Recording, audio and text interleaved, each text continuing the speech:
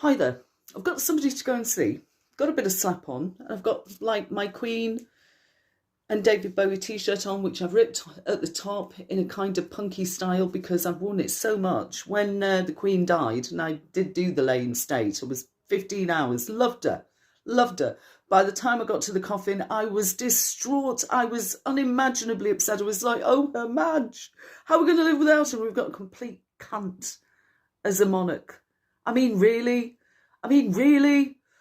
Honestly. Anyway, I'm rambling and I don't mean to, but I've got a bit of slap on. So I think that given that I'm wearing mascara and her Madge, I think that it's appropriate for me to talk to you a little bit about what it means to be a tour guide. And it's going to link in to my next video on Ideas to Save a Nation, British Kitchen Think, because basically my idea next is about the reclaiming of Whitechapel and Wembley. Two big W's, right?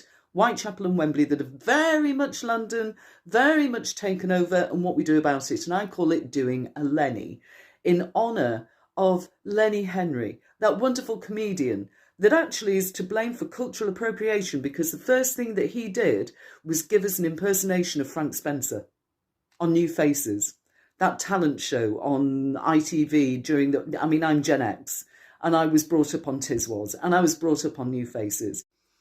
Hi, quick update. Yesterday I had some corned beef hash, cream cabbage with a bit of butter, and my guts were screaming, literally screaming, for, God, 10, 12 hours.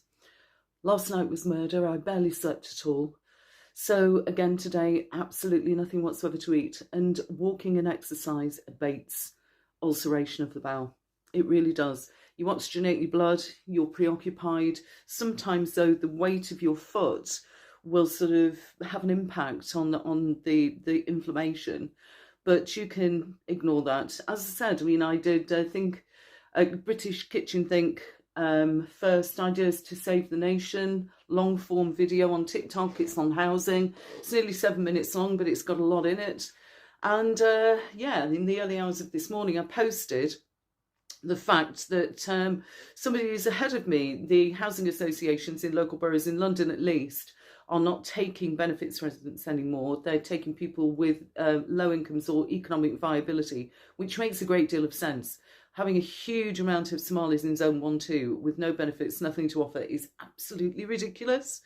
So anyway, this is me, British Kitchen Think, and click onto the links. If you love history, love culture, love politics, you're going to find a lot of goods there. See you later.